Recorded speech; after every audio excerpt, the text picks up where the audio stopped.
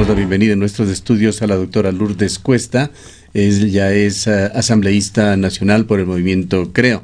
Si bien la asamblea se encuentra en receso, vamos a hablar de lo que se hizo en los últimos días y de lo que vendrá luego de esta vacancia legislativa. Bienvenida, doctora Cuesta. Empecemos analizando lo que dijo Rafael Correa en esta comparecencia. Buenos días, muchas gracias por la invitación. Un saludo a quienes nos escuchan.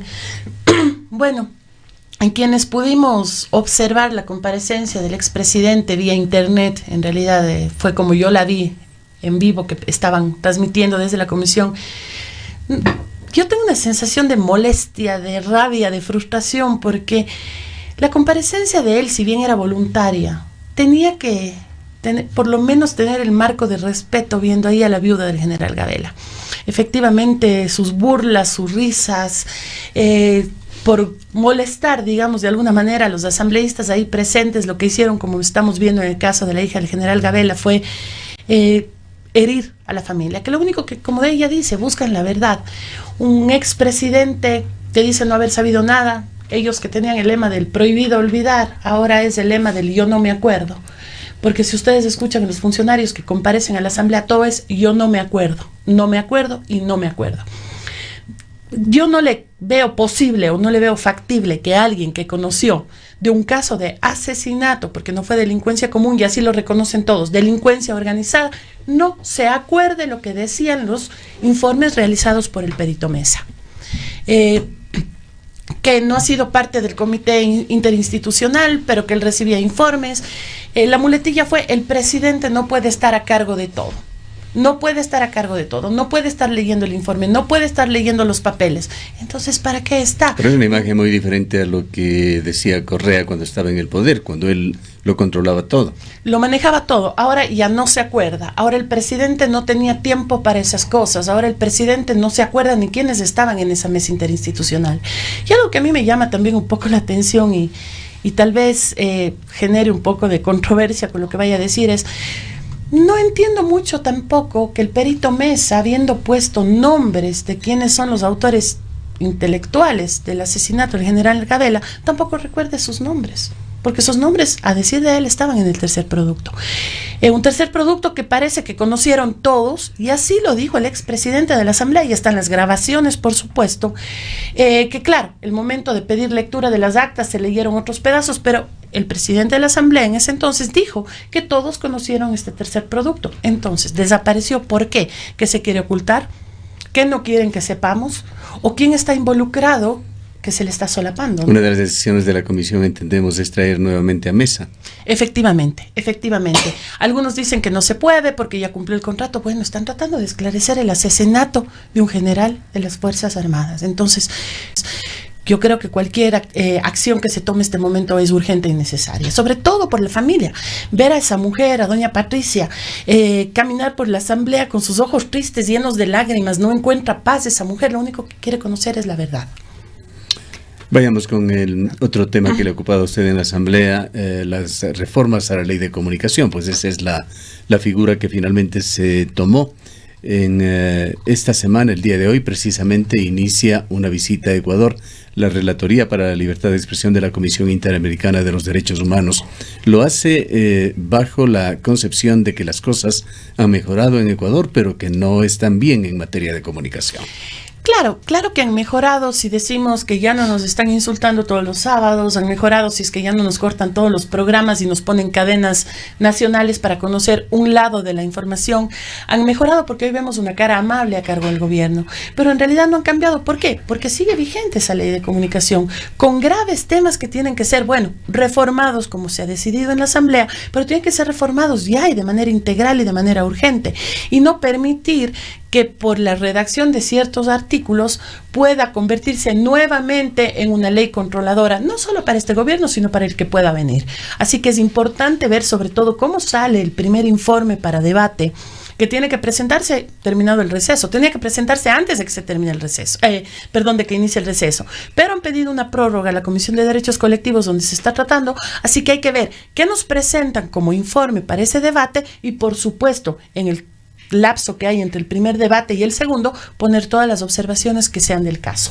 Ahora, asambleísta, en este informe que se va a presentar, están incorporadas únicamente las reformas planteadas por el presidente de la República. ¿Qué ha pasado con toda la cantidad de otras propuestas y proyectos que han habido? Si no me equivoco, son como 7 propuestas que han habido de reformas anteriores a las que presentó el Ejecutivo frente a la Comisión, incluso la propia propuesta presentada por usted de contar con una nueva ley que sería la ley de la libertad de expresión. Efectivamente, se ha tomado como proyecto base el presentado por el gobierno. Y es lamentable porque, no digo solamente por el mío, sino porque hay otros proyectos de ley que tienen reformas interesantes que deben ser tomadas en cuenta. Claro, decimos, bueno, por ejemplo, en el caso de mi proyecto de ley eliminaba la figura del linchamiento mediático, así lo hace el del gobierno, entonces estamos contentos con esa parte. Se está cogiendo estándares internacionales, estamos contentos con esa parte. Pero sí hay otros temas que están siendo dejados de lado y ahí es un poco la actitud del presidente de la comisión, que incluso llegó a decir que desde ahora la comisión sesionará a puerta cerrada, que serán reservadas esas sesiones, y eso es ilegal. Todas las sesiones que tengan las comisiones de la Asamblea Nacional tienen que ser públicas para que la gente, para que los representados, los mandantes puedan asistir y por supuesto incluso pedir comisiones generales. Dijo que solamente las comisiones generales serán públicas porque hay nudos críticos en temas de libertad de expresión. A mí me llama la atención esa incoherencia. Libertad de expresión a puerta cerrada. Como digo, aparte que es ilegal. La única forma en la que puede ser una sesión cerrada es cuando estamos hablando de temas de seguridad del Estado y no es el caso de la Comisión de Derechos Colectivos. Yo quisiera presentarle a usted una situación colateral. No nos gusta realmente hablar de las situaciones que nos afectan, ya sea institucional o personalmente, en este caso institucional, pero es parte importante la salud financiera de los medios de comunicación, que nos vimos sumamente afectados en el gobierno de Correa. Muchos de ellos no resistieron, quebraron, salieron del aire, otros lo hicimos de manera precaria y vamos también poco a poco recuperando algo de salud financiera. Pero dentro de esto es evidente y se ha tratado públicamente el abuso que hicieron los hermanos Alvarado de la publicidad oficial. Generaron listas negras en las cuales determinados medios de comunicación no podían ser asignados la transmisión de publicidad oficial, mientras que a otros medios de comunicación se les premiaba con una cantidad exorbitante de publicidad y en consecuencia de dinero. El gobierno de Lenín Moreno hace pocos meses, pocas semanas más bien, diría, señaló y se lo hizo a través de la Secretaría de Comunicación que ese sistema terminaría, que no se canalizaría a través de las agencias publicitarias en el sistema que configuraron los hermanos Alvarado, que sería la Secretaría de Comunicación la que manejaría la publicidad oficial para hacerlo de una manera más equitativa con los distintos medios de comunicación del país, al margen de su posición con el gobierno, al margen de su tamaño, al margen de su posición geográfica. Esto se lo hizo en Pichincha y en Guayas, y en el resto del país no se ha tocado el asunto, tampoco existe la discrecionalidad de antes, simplemente ha desaparecido prácticamente la publicidad oficial, quizá con la excepción de 1 o 2 medios en cada provincia. ¿Podrían los legisladores preocuparse un poquito de estos temas que siguen afectando a los medios de comunicación en el país? Por supuesto, y así lo haremos, y no solamente en ese tema, sino también he tenido ya reuniones yo con la Cámara de Medios que se está formando, en donde están aglutinados varios medios de comunicación que también están preocupados por el tema del concurso de las frecuencias. Entonces hay varios cabos sueltos que no se están tratando dentro de la reforma de la ley de comunicación. Los medios siguen soportando presiones. Efectivamente. No paga el Consejo Nacional Electoral de 2 campañas electorales obligadas por la ley a canalizar dinero de los ecuatorianos para financiar a los políticos. De esto está en conocimiento, entendemos, el doctor Gustavo Vega y los nuevos miembros del organismo, pero es parte de ese maltrato y esa asfixia de los medios de comunicación que se sigue soportando. Y tiene que clarificarse las cosas. Yo hace un par de semanas atrás incluso me reuní con el fiscal general. ¿Por qué? Porque dentro de un informe de Contraloría existe este asunto de la adjudicación de las frecuencias, y sabemos que hay 3 grandes grupos, y de hecho en este informe de Contraloría se establecen responsabilidades de índole penal. Hablé yo con el señor fiscal y dije, bueno, señor fiscal, hoy es una reunión por otros temas, pero le dejo sobre la mesa. ¿Para cuándo? ¿Para cuándo las responsabilidades de estos 3 grupos que estuvieron acaparando las frecuencias y que nadie les ha dicho nada? Me voy a reunir con él en las próximas semanas, justamente para tratar este tema. Entiendo que este rato la fiscalía, y me decía el fiscal que desde que está a cargo tiene 2 meses de tener 10 años de impunidad que le ha tocado pasar fuera de la oficina yendo a audiencias, por ejemplo, y que ni siquiera está con todo el equipo técnico necesario, y que están justamente realizando temas de reformas y demás para la Fiscalía, para que puedan tener la capacidad operativa de atender todos este tipo de temas. No hay que olvidarnos que existen 3 grupos económicos que manejan frecuencias de una manera impresionante. Nadie les dice nada. Está el tema de la publicidad, por supuesto. Y con el tema de la publicidad se tiene que hablar definitivamente con el señor Andrés Michelena, porque no puede ser que sigan tratando a Guayaquil y a Quito como las únicas ciudades que tiene el país y el resto de ciudades somos ciudades de segunda.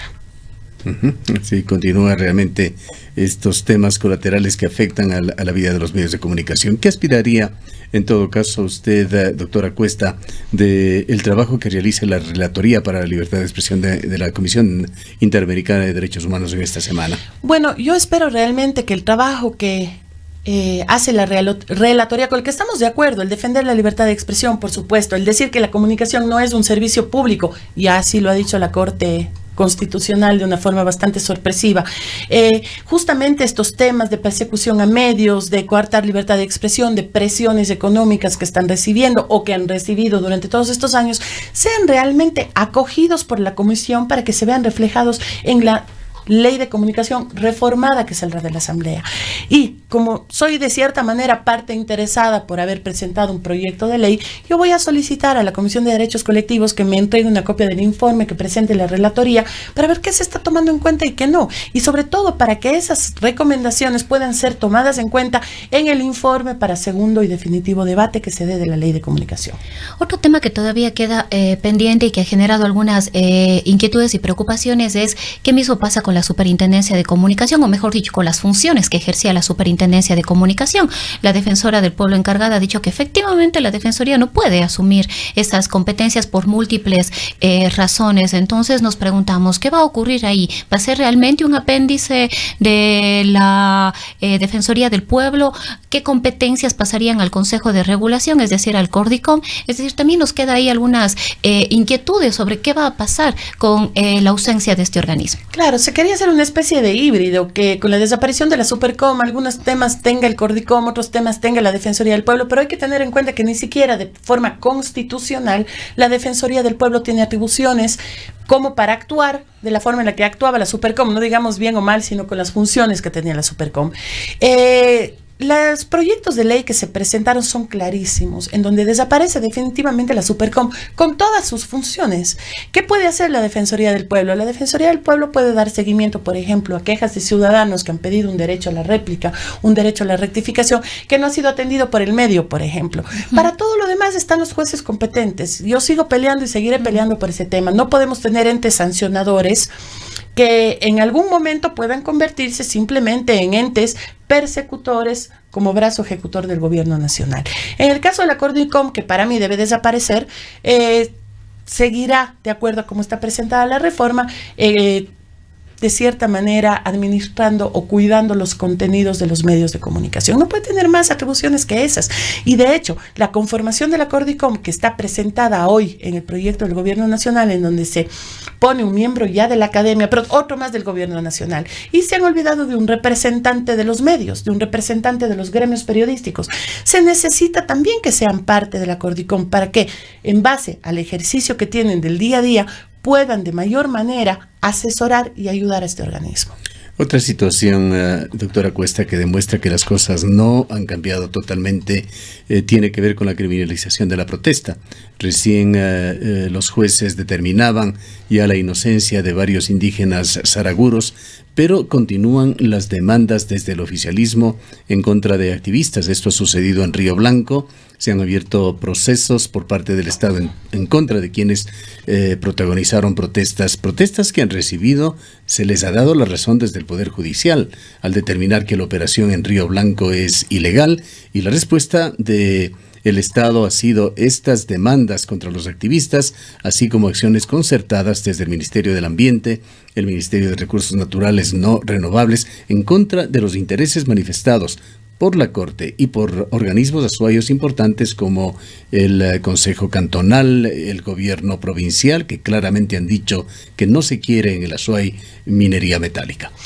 Y no solamente desde esos organismos, recordemos que en la consulta popular dijimos todos lo mismo. Así es. No queremos minería metálica cerca de las fuentes de agua.